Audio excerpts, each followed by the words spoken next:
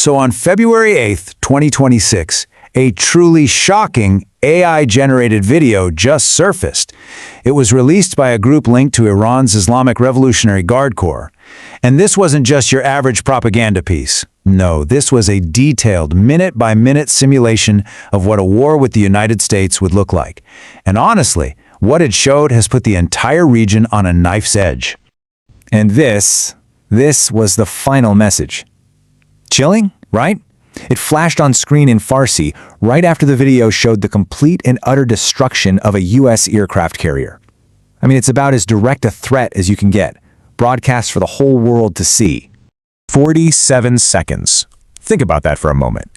In this simulation, that's all it took for Iran's new Fatah hypersonic missile to hit and sink the USS Abraham Lincoln, along with its 5,700 American sailors. Less than a minute. Okay, so let's get into what's actually in this 7-minute video. It starts out all calm, a peaceful sea, the carrier just cruising under a clear blue sky. Then, boom, a missile launches from the Iranian coast. You see it slam into this massive warship, literally splitting it clean in two. F-35 fighter jets, crew members, everything goes tumbling into this fiery ocean. It is a terrifyingly specific vision of destruction.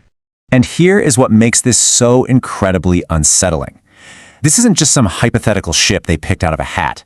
The real USS Abraham Lincoln, with its 5,700 sailors, is out there in the Arabian Sea right now, well within the range of that missile. This is not a drill.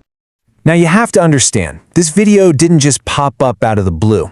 It was actually the climax of 9 straight days of really intense direct confrontations happening in the waters right off the coast of Iran. Let's just walk through this timeline because it really paints a picture of how fast things went sideways. So January 26th, the carrier arrives. Just a few days later, Iran starts poking the bear, testing U.S. responses. First with a drone, then they threaten a tanker, then they start seizing ships, all leading up to the release of this video. It is a crystal clear, very deliberate pattern of provocation. And that day, February 3rd, man, that was something else. Within just a few hours, Iran did 2 things. They went after the carrier directly with a drone, and they threatened to seize a commercial tanker. You gotta know, this was no coincidence. They were testing multiple pressure points at the exact same time, basically probing for weaknesses and seeing how quickly the Americans would react. So, all of this brings us to the big question. Could Iran actually do what the video shows? Is this a credible threat? Well, let's take a look at the hardware they claim gives them this kind of terrifying capability. The centerpiece of this whole threat is their Feta 2 missile. What makes it so special is that it uses a hypersonic glide vehicle, or HGV. Now this isn't just a faster rocket, it's a fundamentally different kind of weapon, one that's designed from the ground up to be incredibly hard to stop. And this really shows you the difference. A normal ballistic missile flies in a predictable arc, kind of like a long-range cannonball. You can track it, you can predict where it's going to land. But the Feta 2 HGV, it's a whole different beast. It travels at over 13 times the speed of sound, and, this is the key, it can change course in the middle of its flights. For any defense system that relies on predicting a missile's path, that maneuverability is an absolute nightmare. But here's the thing. Iran isn't planning on sending just one missile and hoping for the best. Their entire strategy is built around something they call a saturation swarm. The goal is to just completely overwhelm the carrier's defenses by attacking from every possible angle, all at once. You've got hypersonic missiles raining down from above, quiet submarines coming up from below, swarms of attack drones, and high-speed gunboats racing across the surface. It's an all-out assault.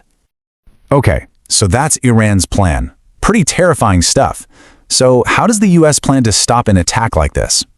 Well, the USS Abraham Lincoln is far from a sitting duck. It's protected by one of the most sophisticated defense systems ever created, a really formidable 4-layer shield. Let's break down how it works.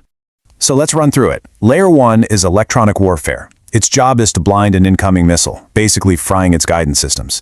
If that doesn't work, we go to Layer 2, interceptor missiles launched from nearby destroyers to blow the threat out of the sky from miles away.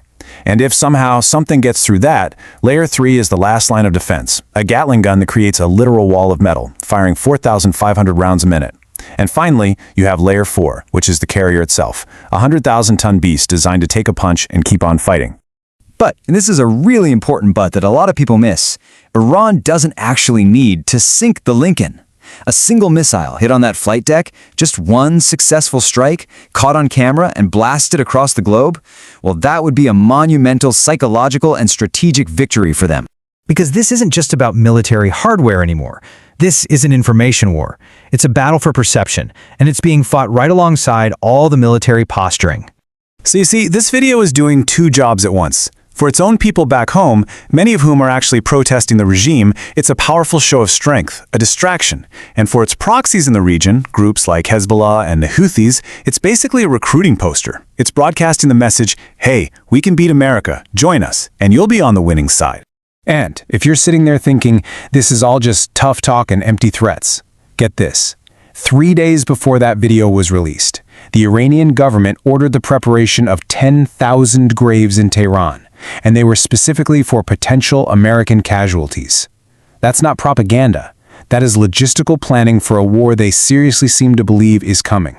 Now look at what happened on the very day the video dropped. Iran's supreme leader gave a speech publicly predicting a conflict. Meanwhile, in London, the global insurance market quietly raised the shipping risk in the area to near war zone status. And on the ground, the captain of the Lincoln himself independently put his ship on heightened alert. These folks weren't all coordinating with each other. They were all looking at the same information and independently coming to the same conclusion. The threat is real. Now, this might be the most alarming part of this whole thing. The timing. According to the Chief of Staff of the Israeli Defense Forces, we are right now, as we speak, inside a 2-week to 2-month window where he believes a war is not just possible, but expected to begin. This isn't some far-off threat. We are in the window. And with all of this happening, what was the official U.S. response to the video? Silence. Not a word. Now, the Pentagon probably stayed quiet because they don't want to reveal classified defensive secrets. But to Iran and its proxies, you know how that silence can be interpreted? As fear. Or maybe even as confirmation that their threat is a credible one. So we're left with this one deeply unsettling question. Was this AI-generated video just a simulation? Was it a warning? Or was it something else entirely? A public rehearsal for a conflict that Iran believes is not just possible, but actually winnable. The answer, I think, isn't going to be found in the video. It's going to be in the actions that follow, in the waters of the Arabian Sea.